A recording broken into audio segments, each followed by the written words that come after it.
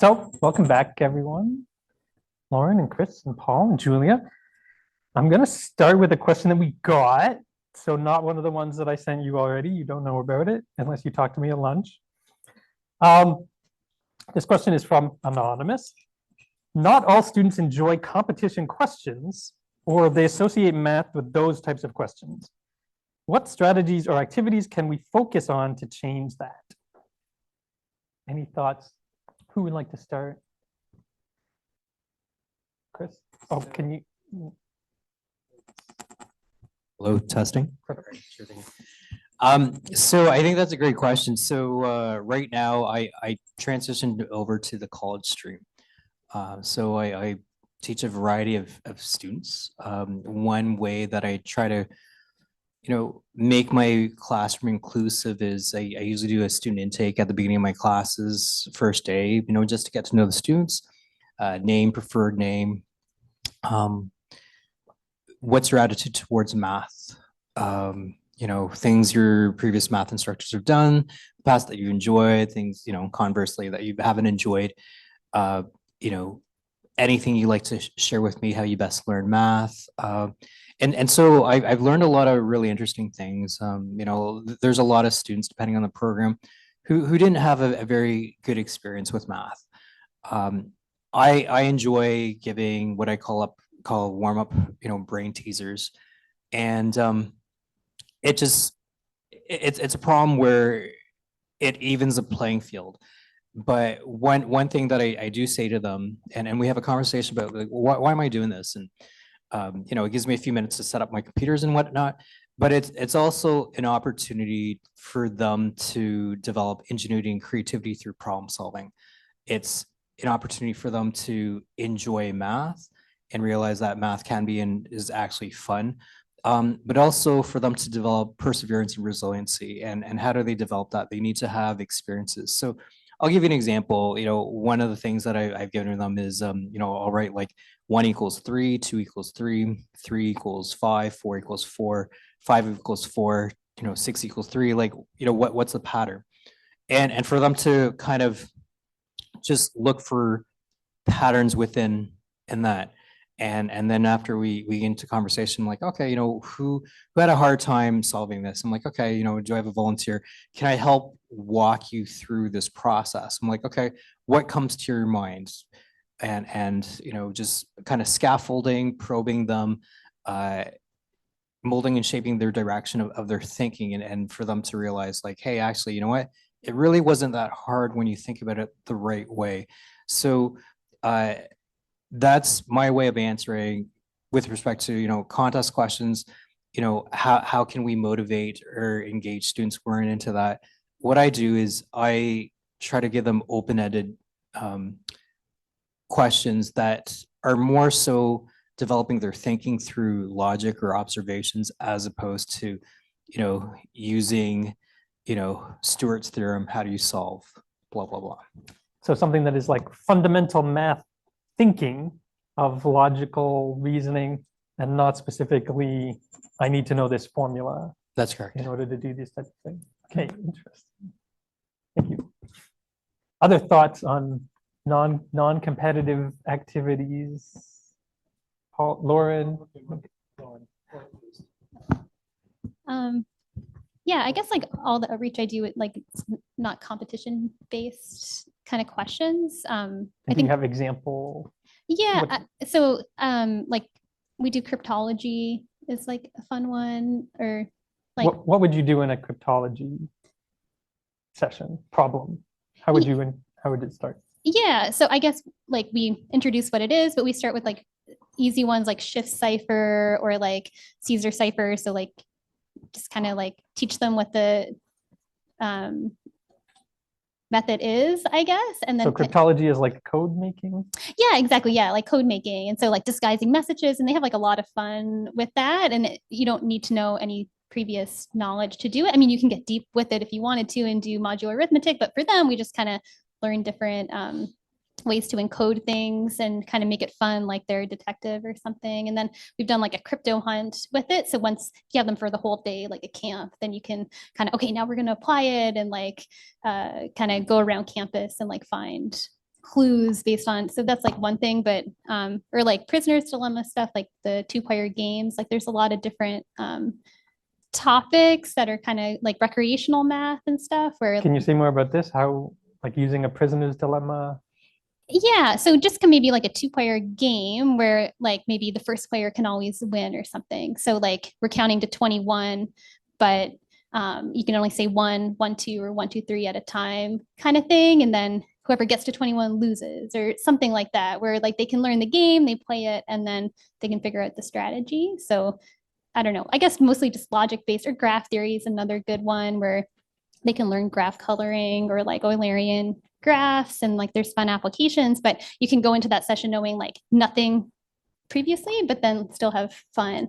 Because I find a lot of the competition stuff, it's sort of like once you learn the techniques, like you can be very good at it. And if you're a student who like didn't have an after school club to learn competition based things, like I don't know. I find those problems hard, to be honest. Like, I don't have a competition Absolutely. background, and like I helped out with this, and it's like, whoa, like, okay, once you've seen one like that before, like, okay, but like, yeah. So I kind of, not that I think competitions are bad necessarily. It's like students have fun with it, but I think there's a lot of students that like that's maybe not for them, but they still have There's fun. certain tricks and you must learn the tricks. Yeah. And then, so your more collaborative suggestion was also a competitive game, was it? Oh, with the crypto hunt? No, with Oh, 2-player, oh, I guess so. But it's more of a fun, but it's like, more fun. yeah, it's just not- like playing a game. It's not like, oh, the goal is to beat someone else. It's the goal is like figure out how does the game work. yeah, and I think it's a friendly competition. It doesn't like say something about like their like how smart they are or something if they lose a silly Okay. game like that. Whereas maybe like if it's yeah, like I don't know. The first time I did a camp, it was sort of more of a like a co-ed CMS camp where it was more competition based. And so I kind of did what they had done the year before, but some students like really like, I don't know, if you do poorly on a competition, then I think maybe you internalize that, and that says something about you. And so there's some students that love it, but there's a lot of students that like really shy away from that. So I kind of like stay away from that and what I do. Yeah. So I noticed a similar thing to what Chris said. I'm like, you want to start with a problem that's available. Like you don't need previous knowledge to do it, to start it. And then you're adding this thing of like, you can do certain things that are kind of competitive, but not ones that would reflect on their sort of ability to do math. Yeah. Like it should not be a scored, you get a rating, this is how good you are at math. You can do something that's like, let's play a 2-player game. The winner doesn't matter. It doesn't say who's good at math to win. Interesting. Paul, you wanted to add? Okay, that's I thought of what we said over lunch, having that you could there are some contest questions if you're very judicious about picking them. You can pick questions that are low floor, high ceiling, so that anyone has, or at least as many people as possible can have a foothold on trying to tackle such math questions. But another thing that came to mind also was sometimes I would come up with my own questions, and this is in a regular classroom, not in a math club setting. So in a regular classroom, I would recommend, if you can make challenging questions, but make them into, get people to form small groups on mixed abilities and get them to sort of teach each other. It really does wonders. It's certainly, it's better than having them listen to me, stand up in front of the class for a week, because it really, one of those sessions would take several days of lessons for me. And then we consolidate that quite often because it might be several students or several questions, because every group will get a different set of questions. And so consolidating that might take us into the next day, but it's fun. I think everyone gets something out of it. So I'm sort of, when I teach calculus next semester, I'm looking forward to doing that. So So this is something like you're saying the contests, The students don't need to know Yeah, I was thinking of two about the things. So contest. for the You can use the problems. You can Yeah. take, those are Well, good questions. I was thinking of the contest for math club if I would be interested in engaging people who are not necessarily elite students, because I have had kids come to me saying, hey, can I come to this course if I'm not interested in a contest? I say, well, personally, first thing out of my mouth is I'll say there's nothing wrong with that. But yeah, they'll answer some contest questions, gulp, but that's, they're not taking part in a contest, and there's no winner in class. You try to tackle the question yourself and see how good, see Or how far you get. specifically in a small group. Yeah. I mean, nobody's marking you, nobody's grading you, and that sort of thing. So there's that. But sort of the question makes me think of how I can structure math club further to maybe just have questions where maybe they can go in groups, because I was thinking of two different things. So the low floor, high ceiling contest question piece was for math club, but those other questions were for my courses, right? Because there will be people who do feel disenfranchised, even in calculus, thinking, that they sort of feel dependent. They feel like they don't feel like they have enough agency in that, in math. And they need to, I think they need challenging questions that at least they can think about to guide them on the way to more independence. I think that's kind of that's sort of. So yeah, that's interesting. You have a Yeah. certain ideas that you think will work in one group may also be working in another Yeah. group. Well, Um, I've seen the vertical board questions work really Sure. well for me. We all love writing on the walls, Matt. Yeah, that's right. Thanks, Peter. Exactly. Sorry, if I could just add something to that. Chris, sure. Sorry, just because I'm so passionate about these types of things, I hope you don't mind if I share a little bit extra. I found that open-ended, I guess, even playing field questions can really inspire and motivate students. So to share an anecdote, one time I was teaching in inner city Toronto, grade 8s, and I had 3 regular grade 8 classes of about 30, give or take, students. I was also teaching math for what was identified as a behavioral class. And, the teacher expressed to me that, their kids had severe fear and trepidation for math. And she said, whatever you do, don't mention the word math. There's this one student who, skips out the whole afternoon for math, whatever, so on and so forth. Then I said, okay, yeah, that's fine. She said, oh, just keep it easy, whatever, right? Like, you don't want to frighten the kids, blah, blah, whatever, right? I said, well, I have some ideas of what can work. And then after my first math class, she said, oh, holy cow, like, what did you do? I'm like, what do you mean? And she said, I got this like long email from the parent, and she was so impressed that the kid like who hated math, he like loves it and can't wait to come the next day. And he's always asking when you're going to be coming to teach them math. What did you do? And I'm like, well, I did some second year, third year university level math with them. I did some bipartite graphs and topological puzzles with them. And like it seemed totally foreign. It was a paradigm shift. Like, what? Like, but these kids were really interested in it. And when they knew like, hey, you know what, I brought those types of concepts down to a level that they could understand, they were really proud and encouraged by that. And a question that I gave my students was, put 8 queens on a chessboard such that none of them intersect. And in my regular math classes, I may have had 1 or 2 students from each class who were able to figure that out. But in my class, it was deemed a behavioral math class. Every single one of the students in that class solved the problem. So, it's finding ways to connect with the student. I think a big thing is when the students know that you believe in them and that you have confidence in their abilities, it makes them rise up to that. An educator that I really enjoyed reading about was Marva Collins, who did similar things where she worked with students who were just just regarded as they'll never ever be able to read or write or do any math for the rest of their life. And she had such success with them that she only wanted to work with the worst of the worst, where, you know, the more learning disabilities and whatnot that you have, the higher chance you have to get into her special school. And every single one of her students made it to university, and most of them end up getting scholarships as well. Just some resources for people. I know Martin Gardner. I really enjoy his material. I read a book when I was a young lad called Mathematics and the Imagination, and the authors are Newman and Kasner.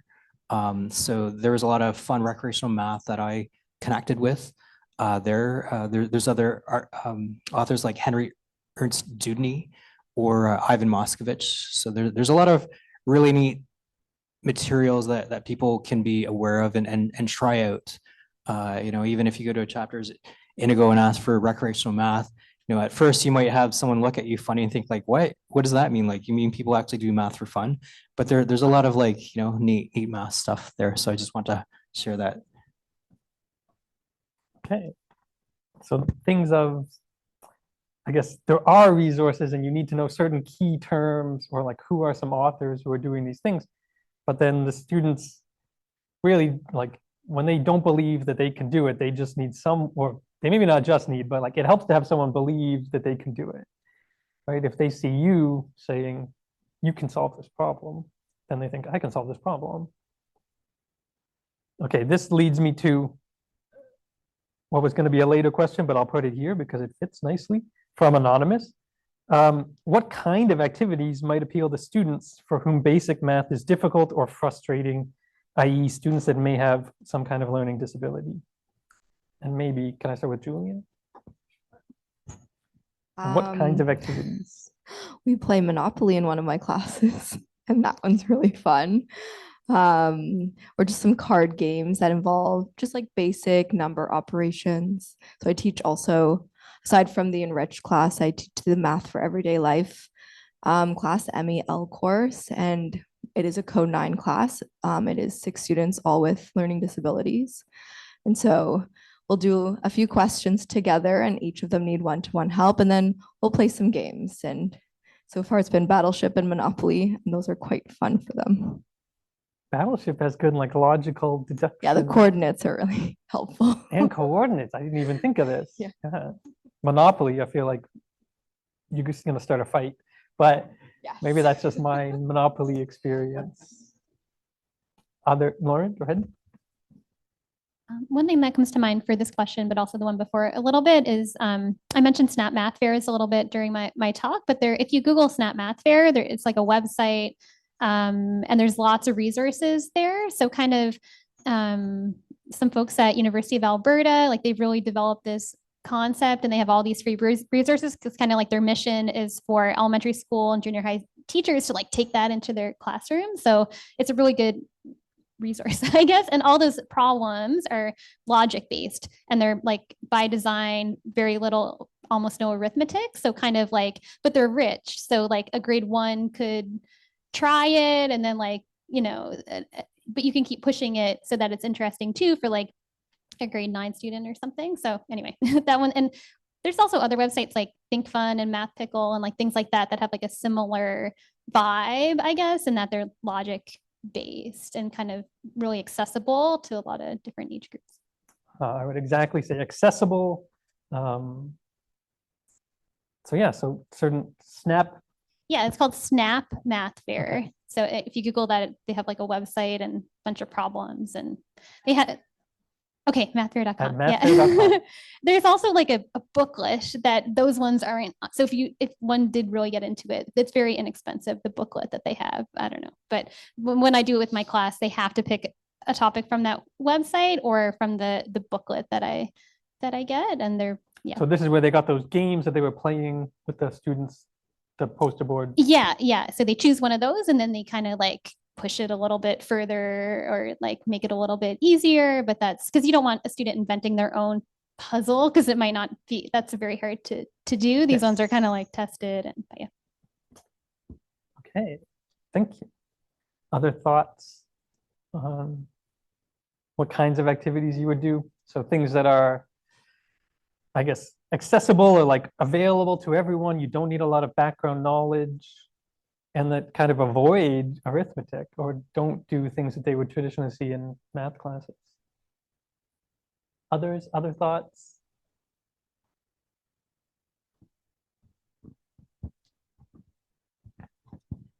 I think one thing that I like to get students to recognize is that math is a lot about patterns. So I'll do various patterning questions, and you know, it's with intention to pay attention to little intricate details for them to understand it. So I don't know. You want to draw one? Is that okay? I mean, you gave an example that was like 1 is 3, 2 is 3. Yeah. Something like this. 7 is 5. What's the pattern here? So did anyone figure it out? Amy, you figured it out? Okay, sure. Oh, All right. okay. So with three equals 5, or 5 equals 4, et cetera, then, you know, I'll say to someone, you know, hands up if you're really stuck on that. And I don't know if anyone's brave enough to be my volunteer or whatever. Oh, someone has given a solution. Mike? I don't know if I have anyone who's brave enough to work. Okay, there you go. All right, so I might say to someone, okay, if you're stuck on this, think about how else you can represent numbers. So you can represent them numerically. How else could you do that? And someone said, okay, you know, by letters, by words. So there you go, you know, 1, 2, 3, 4, et cetera, et cetera. So then they're, you know, they'll notice that, and it's bringing excitement where, oh, you know, like, why didn't I think about that? And like, give us another one, give us another one. I'm like, okay, well, you know, I might say, okay, here, what comes next, right? And you know, I'll let people think about this for a little Oh. while, and then I might say to them, you know, if no one can figure it out, I said, just to give you some extra motivation because you're, you know, X years old or whatever. This is something a kindergarten kid would know. And all of a sudden it perks people's attention and like, oh, you know what? Like if a kindergarten kid can do that, then I should surely be able to figure this out. And then, you know, if some people are really stuck, I'll say, okay, well, you know, let's, you know, think of what kind of things that kindergarten kids would know. And it's something that you know, and it's something that you see every day. Right. And, you know, I'll say it's something that you see every day, hint, hint, nudge, nudge, wink, wink, or whatever. Right. But it's in a different form. And then, you know, say like, because it might think, okay, letters, alphabet, whatever, so on and so forth. Like, okay, good. What else? Like shapes, colors, you know, days of the week. Good. I'm like, okay, what else? You know, is related to days of the week. And they might I figure like out, that both of these things have something where a person doesn't have to tell you what the answer is. They can tell Right. you like the next one should be EP. right. Yeah, there you go. But something like this, where it's taking their knowledge set of what they have, but putting it in a different form to encourage them that, hey, if you think about the problem the right way or look at it a specific way, then it's a lot easier than as opposed to just, you know, randomly think about things. And through doing things like this, I found that my students were more encouraged to try harder type questions. Hey, interesting. Now people want to know, where do you get these puzzles?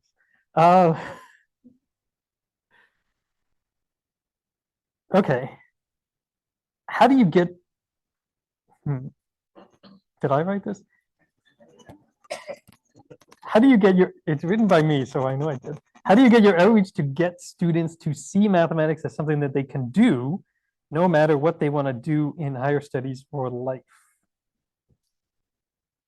So how do you get your students to see mathematics as something they can do? And how does your work in outreach help you with this?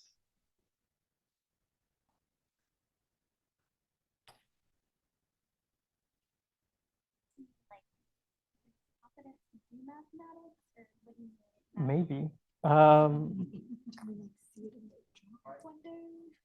Yeah, what is I there? guess you mean like whether or not they choose to do anything involving mathematics. Is that I guess I have a perspective. Everybody's going to do mathematics in their life. Um, So the question is, as something that they can do, how do you get them to see mathematics as something that they can do? That is, how are they building self-confidence? Or maybe a belongingness of mathematician? You're not looking over the long term, you're just looking like here and now. I think long-term is also a reasonable, Okay. like from Lauren's example of a student who's, they maybe don't remember any specific calculus things. And if you gave them a calculus problem, they would say, I don't know. But they do have a sense of, I don't know, but I could figure it out.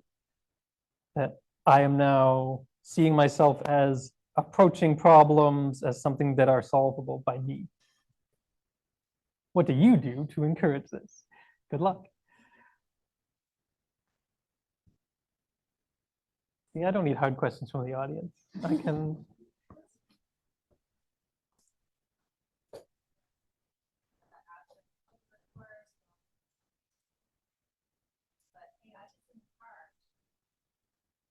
Okay, let me repeat for everybody. Amy is saying this also reminds her of what Lauren is talking about, that the student going through the course has learned that they can do something hard and not necessarily the context, the specific content didn't matter as much.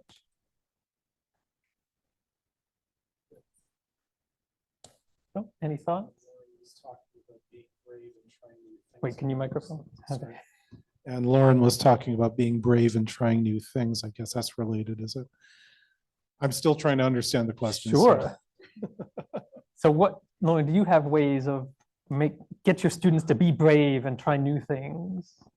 Yeah, that's a good question. So I guess like that's one of the things that I hope they achieve by the end of the course. But I guess if you mean like right now in the moment, how do I get them to try it and not just give up kind of thing? Like that's like another challenge, I guess.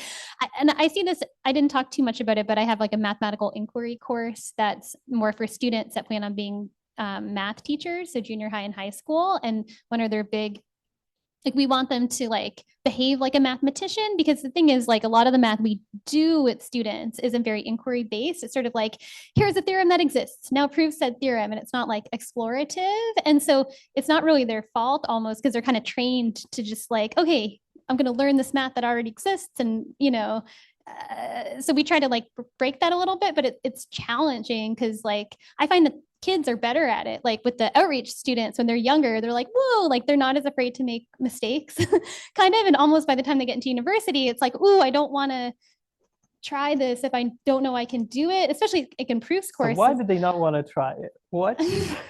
I assume in your classroom, they're not being evaluated. Yeah. They have a certain freedom to just be wrong. And I'm not sure I have a great answer to like things that I try to normalize it a little bit. Like, hey, like, it's okay. Like I try a bunch of stuff. Like I might stand at the, like when you see somebody do a proof at the board, like that's not how it comes out. So maybe sometimes like modeling, like what if we try this, or what if we try this, to show that like the process isn't linear, and like 90% of the things you try when you're first learning something doesn't work. Cause I don't think they like see that modeled kind of thing, but it's more of like framing it, I guess, and maybe normalizing that like, it's okay to try stuff. And kind of like the project we have there with inquiry is they have to like, what they submit is their problem solving journey. So we're like, we don't care about you solving the problem.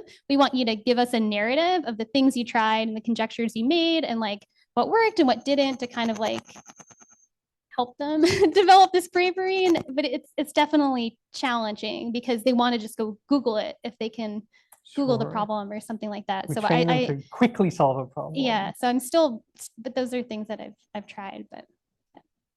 And you mentioned this journaling thing is kind of in the metacognition world. They have to think about what they were thinking about Mhm. and write it down and communicate it with someone else in some way. Yeah. Interesting. Other thoughts on this? Maybe I go to another. This was a unfruitful question.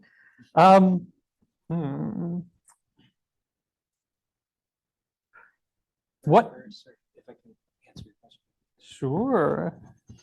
What I try to do is, I know something that was big in the school systems before was growth mindset by Professor Joe Buller.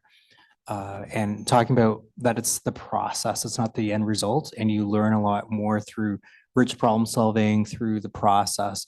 It's okay to make mistakes and just celebrate logical, rational thinking. And so that's what I try to do with my students, were to normalize that, we're a community of learners. So whether they're working individually, think, pair, share strategy, working with a partner, working in a small group to solve problems, but to promote cooperation, to promote, making mistakes is okay. We're not celebrating just the end result, but the journey. And so creating a safe space where, hey, it's okay to make mistakes, allowing them to have opportunities for them to try things and it's not marked. So for them to feel safe, like, hey, you know what, I try this, it's hard, it's okay that I can figure it out, but what did I learn from this? Did I learn how to think? Did I learn what doesn't work? And, where did that lead or direct me to? And, that is just as important in the process as opposed to, hey, I got the final answer. So this is something Lauren is also saying, of like going on that journey is what the goal is, right? So we should set our assessments around that, to saying like, we want to see what you did. We don't need you to have the right answer as soon as possible. It's a longer process and the goal is the process. Okay, interesting. Okay. Any other thoughts? No. Okay. This one is challenging. What are you doing to reach everyone apart from the very top performers? And maybe to give you some time to think, I can vamp a little of like, it's not so challenging to have some kind of outreach thing and say, if you like math, come and do this math with us. You will get people who already think that they are good at math, they like math, they want to do more math. What about everybody else? What are you doing to reach everyone? Any thoughts? I mentioned this a little bit in the talk, but I think like the Saturday morning gem program that I have, like that reaches more students because it's like the teacher that recruits them. So it's not like the student choosing to come or like their parents pushing them to come. It's sort of like once the teacher decides they're gonna like bring their You students, get the whole class. you kind of get the whole class or like a really big subset of it. So you are getting like a really diverse group of students. So that's cool. I guess like kind of recruiting that way. Cause you're right. Like when it's tough. Like when you promote the camp, like it's hard to reach parents, it's hard to reach students and like the ones that come, sometimes their parents wanted them to come and they didn't want, but yeah. I think with the GEM camp, I'm not necessarily reaching high achievers. I'm just getting students that are like interested in math and want to learn more kind of thing. And I think the more I run it, it kind of like word of mouth spreads a little bit. So, but yeah, those are kind of things that have worked. But I think it's challenging too, because like for some of these things, like for the overnight camps or something, that's always something that's hard to reach everybody because you want the students that are coming for those 8 days to be really into math, right? But then how do you find that? Like an easy way to do it is to look at competitions and say, oh, these people scored really high on these competitions, so they must be good at math. And I wouldn't want to just like exclude them. Like we do have students that do well at competitions that come, but I also want to catch the students who maybe don't, because competitions aren't necessarily like equitable because not every school has a math club that's going to train you for the competition or offer the competition. So you're missing so many students if all you're looking at is like competition results.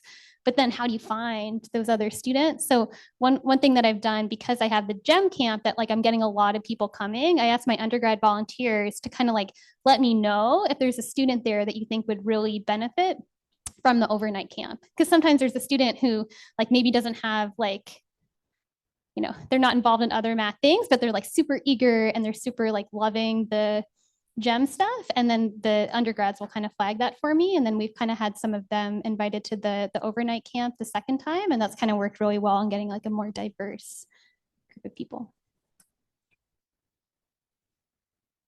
So something where you can get them all as part of one social group, like a classroom, Or you can get them from a other program and have people flag someone, this person is very interested. Other thoughts? What do you do to reach everyone?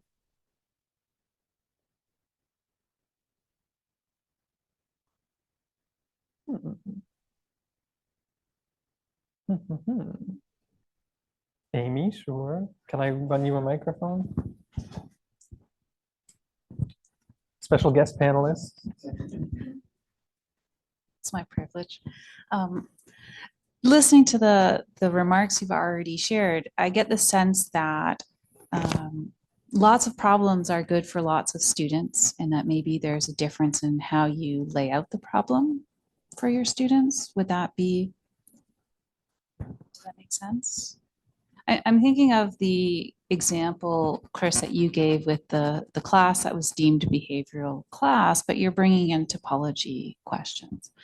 And when I hear that, I'm thinking, well, it's not a matter of content. You're not picking and choosing your content based on who's in front of you in terms of this is going to be too hard or this is going to be just right.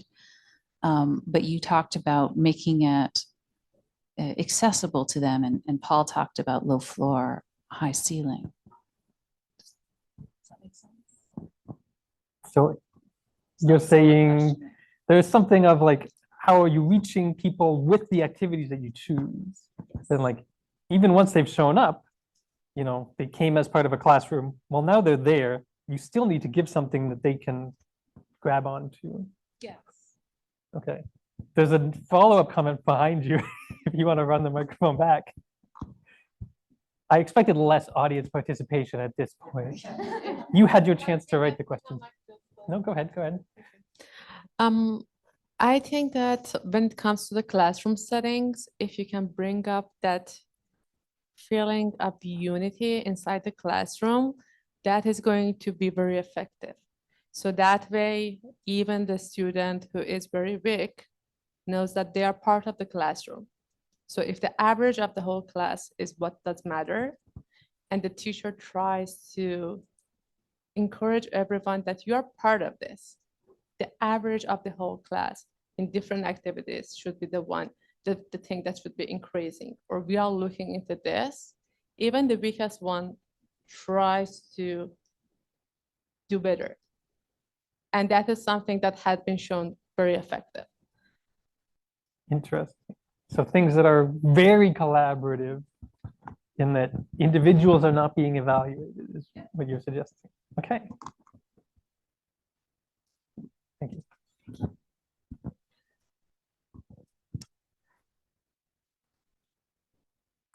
A question from Anonymous.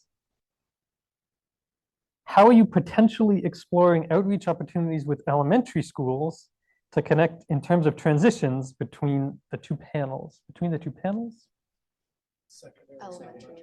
Got it. Any thoughts?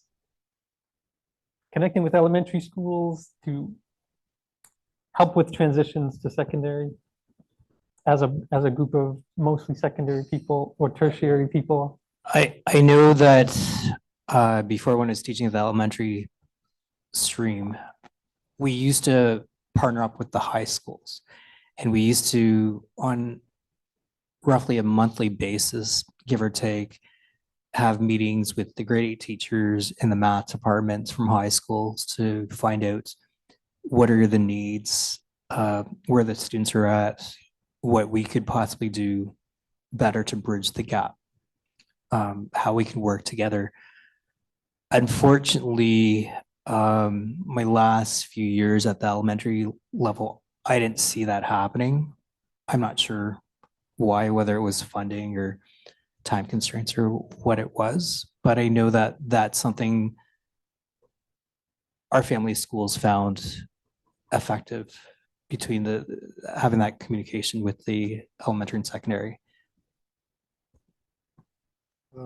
Yeah, it just came to mind that our math department, through our through a few other teachers, I don't directly participate in it, but the transition into grade 9 we found would be aided with what we call senior scholars. So people from grade 11 and 12 help out the people from grade 9 and 10 during lunch periods, various lunch periods with their math. Sounds very similar to Julia's math clinic. Yeah, yeah.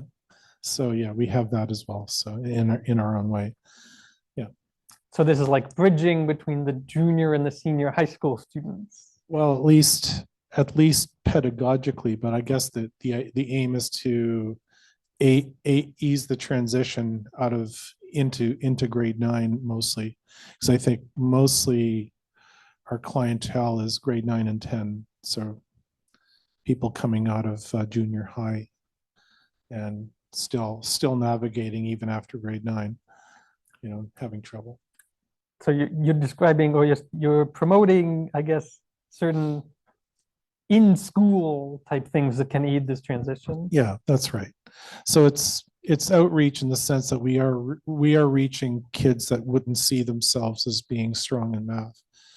So, but we're doing it with the teacher having a more distant role, a more indirect role. Mhm. Right. And I think you're doing more that's outreach related, of like getting the grade 11 and 12 students to reach out to Yeah. their grade 9 and 10 students. Yeah, right? that's true. Seeing how can they see themselves in these positions? Someone in the audience wants to. Michael. I don't think it's going to surprise you that was my question. I'm just being completely transparent. I didn't know you put your name on it there. No, I said anonymous. That's okay. I don't have to be anonymous.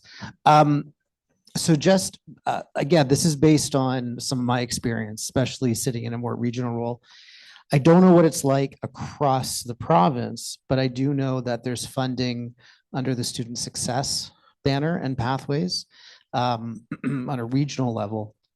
And the reason I brought it up is because there's a high school in my district who has done a math evening where they invite, like it's the grade 9, 10s, 11, 12s, who are putting together almost very similar to what you had mentioned about the projects, the SNAP math projects.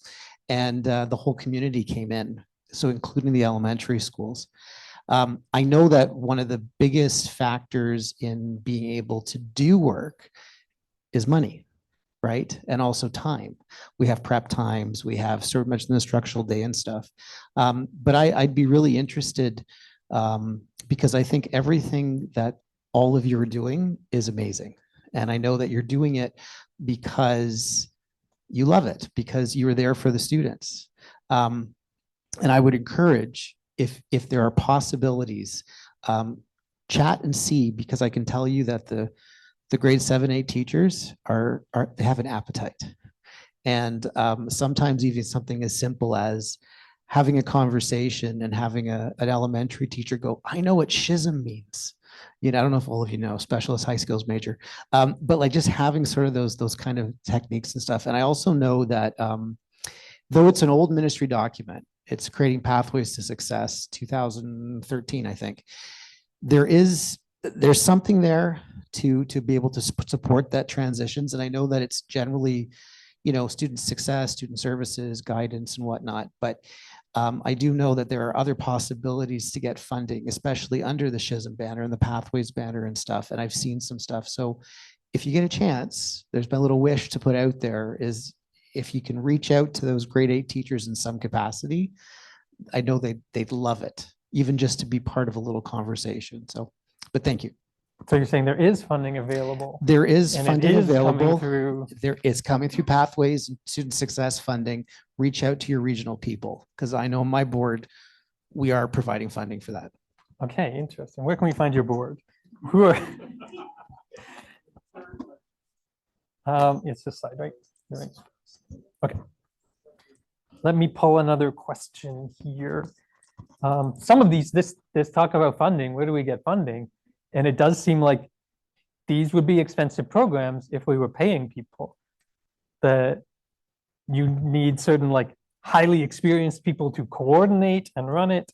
You need certainly some number of other people in the room, especially if you are going to have 300 elementary students or 50 high school students. There are you need people. And it seems like we're all depending on a lot of volunteers to help us in these roles. My question that is volunteer related is, I lost my page. I can just say what my question is. How are you getting these volunteers? Or like, what is why are they doing it? I know high school students have a certain like mandatory, you must volunteer for a certain number of hours.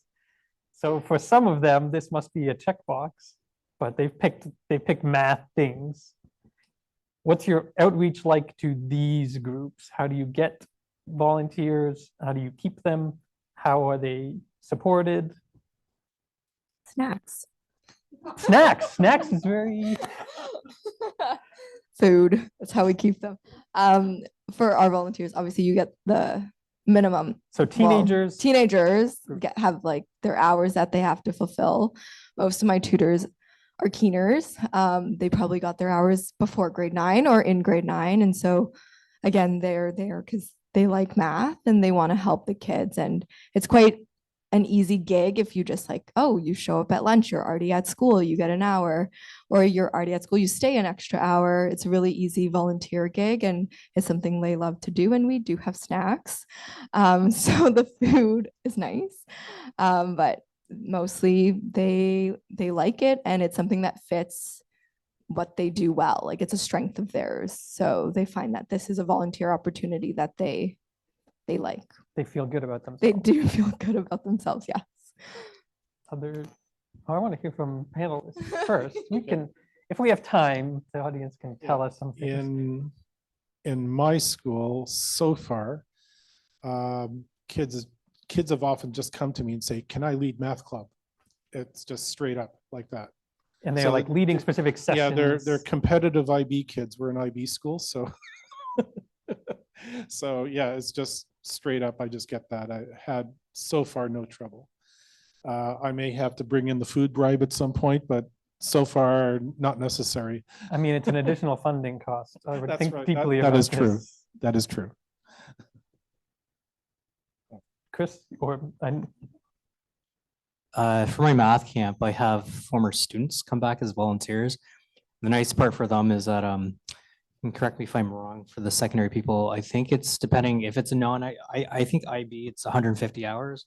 For non-IB, is it 50 hours of volunteers hours? 40? Okay. So for my math camp, 1 week, they're done all their volunteer hours. So it's a nice, gig for them.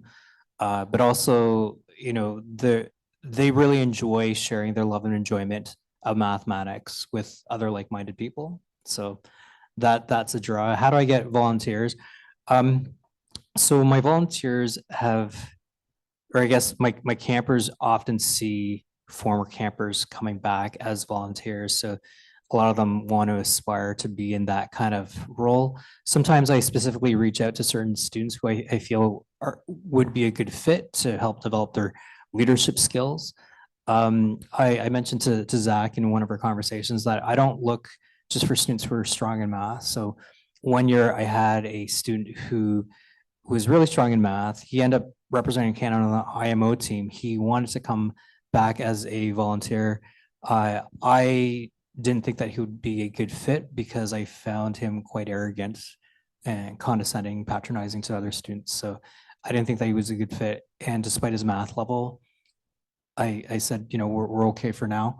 But I found students who were humble, respectful, really enjoyed the love and enjoyment of mathematics. There's other factors that they could have. Organization is key, but also representation. So usually I try to look for 2 females, 2 males as volunteers. And, quite often my volunteers do speak and give a talk. Not all of them do. I always ask them, like, is this something that you feel comfortable doing? And if not, that's okay. But being part of the team, putting things together, helping out with organization, lunch, whatever, so on and so forth. So I very transparent with them in terms of what my expectations are. Usually have a bunch of former campers who ask to volunteer, and from there, I screen them out. Also, I usually have them do a camper evaluation form to also kind of hear some feedback that I might not have heard verbally from them to get an understanding of who they are and if they would be a good fit for the camp. So something of recruiting people who have seen someone in that role already, where it's sort of aspirational, and they say to themselves, I can do that. And then making sure you have representation of your volunteers so that everyone who's at the camp can say like, oh, I could do that. Interesting. Lauren, you wanted to say? Yeah, I guess a lot of my volunteers are undergrads. So I usually recruit through my classes. I just kind of let people know maybe towards the end, hey, I do this outreach stuff. If you're interested, email me kind of thing. And so then they contact me, I guess. Did they say why? Because they don't have this like 40-hour mandatory volunteering. Yeah, well, Why do they do it? they don't say why, but I do think that I think they enjoy it. Like I can just tell like after like the gym, like they stick around my office for a bit and they just talk like light up talking about like the session. So I think like they enjoy it. They like giving back. But I think also, I mean, they usually ask me for a reference letter. Like they're also making a connection with me because it can be hard to make connections with professors and stuff. So a lot of them, I write reference letters for them, or like I don't think they know this going into it, but sometimes, we need to hire undergraduate TAs. And so if I'm asked like, who's somebody that's good teaching, like I've witnessed these people teaching. So I'm like, oh, this person. So it turns out a lot of my volunteers end up getting paid to do if they want to, but like, it's not that but I think there's like benefits to, So they come for like fun, enjoyment. They want to work with kids, do math things. Yeah. But then also find out like, hey, you get to see them teaching. Yeah. Yeah. And a lot of them want to be teachers. So they're like, oh, I'm getting like experience like teaching. And this is kind of what I think I want to do anyway, or I want to be a professor, but I'm interested in, teaching and outreach in general. So yeah. I think that the hardest thing I find is finding a chaperone for the overnight camp though. We pay them though, not as much as maybe like, cause we always have, but that's the one where we definitely pay them because it's like a huge responsibility being in charge. But that one's a lot of responsibility and hard to find. I've had like one amazing person the last 2 years, and if she stops doing it, I'll be, out of luck. But They get to go to the mountains though. That should be a draw. 2 nights in that place. That'd be expensive. That's Charles, I lost the slides.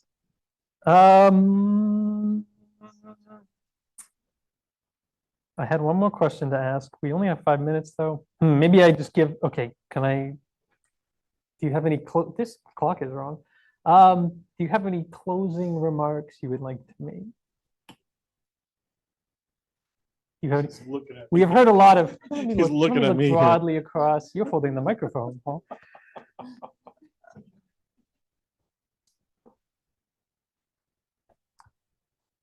Sorry. Maybe I can give some. Here's what I'm understanding from this group so far. You can do a lot of outreach with a lot of different groups. Things that you should be mindful of. How do you present problems that everyone can do, that are mathematical, that have processes that they have to work through like logical reasoning, but are not immediately math, that are not obviously math. If I look at these things, this has numbers and equal signs, but the equals doesn't mean what a regular equals means in math. Or the ones with pairs of letters, somehow I'm looking for a pattern, but I'm not obviously doing math. That they can be enticed to try to play the game until they find that it's something fun and that they like doing it, and then they like doing it together. I generally find my best classes, or my best, I guess, when I'm giving any sort of instruction at all, is when I try to give minimal instruction, stand as much out of the way as possible, let them do the problem solving, possibly in pairs or groups, and then give them instruction afterwards. That seems to be the best mode of delivery. A certain guidance system. Sort of. You want them to have a problem, you want them to work on a problem. Like see what they minimal, can figure but out. minimal guidance at first, right? I want them to just try whatever, good mathematics they have. For some reason, there's a saying from some British writer that came to mind, that that basically you're basically giving them the test first and the lesson afterward. You know, to make it sound harsher than it really is. I mean, it's not as harsh as it sounds, but yeah. I think the saying was life is harder than school, and that you get the test first in life and the lesson afterward. I think that was something like that. Okay. Other thoughts? Anything you want to leave the audience with?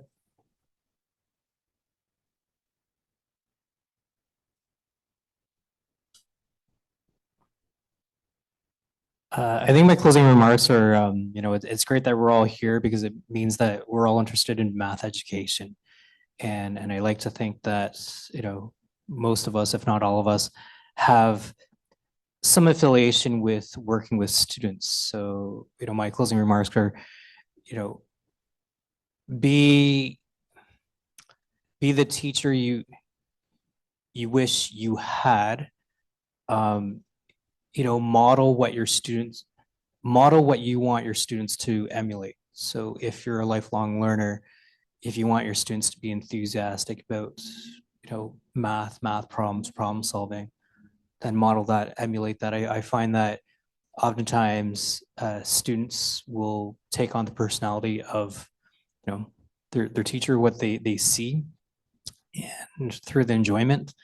I think that there's a lot of students who've had, and your students come from a wide range of mathematical backgrounds, some of them with traumatic experiences, some, you know, positive experiences, and it's up to you to, you know, either continue with the good experiences they had, or perhaps, you know, show them that, hey, you know what, you might have had a bad experience with math, but that's okay. You can still be a mathematician. You can still excel in math, you know, through the love and enjoyment of it, and you know, continue to learn, because the more you read, more you learn, more you interact and be part of these types of, you know, conversations, the more you get to, the more tools you have to help out your students. Okay, thank you. And Lauren, do you have? I'm not sure what to say in terms of like closing remarks, but I guess just like an invitation that if anybody's interested in doing outreach and things like that, but I think like a big barrier is just getting material, because it's sort of So like, we do have a question that's specifically for you. Can we get these GEM resources somewhere? yeah, okay, so that's what I was going to say. I'm happy to share them individually with anybody. I don't have them posted publicly because I borrow from stuff and I take pictures when I probably should. Like, they're not in a state where I should like post them public, but I'm more than happy to share them Yeah, individually. copyright violations. Sure, yeah. But if you email Lauren, Yeah, I think that's okay when you're just printing out worksheets and like students are working You're on them, right. but they're not, I can't, yeah. But I'm absolutely more correct. than happy to like share those materials with people. So if anyone's interested, don't be shy about letting me know. And I'm happy to kind of to share those out, because that's always like, when you're so busy, it can kind of just be like, well, I don't have a bunch of these puzzles and problems. Like, I don't have the time to find them. So I'm happy to help if anybody wants it. And a book that I want to recommend that Chris brought up is Ivan Moskovich's 1001 Playthinks, that has 1001 little puzzles, kind of like these, that and have like chapters that tell you more about math background. You can read about topology and then look at some topological problems that you can give to a 6-year-old and they can play around. I'm a big fan. This is our time for today. So let's thank the panel again. Thank you for coming. Maybe Charles has some closing things to say. I'm actually just going to invite Amy and Nero.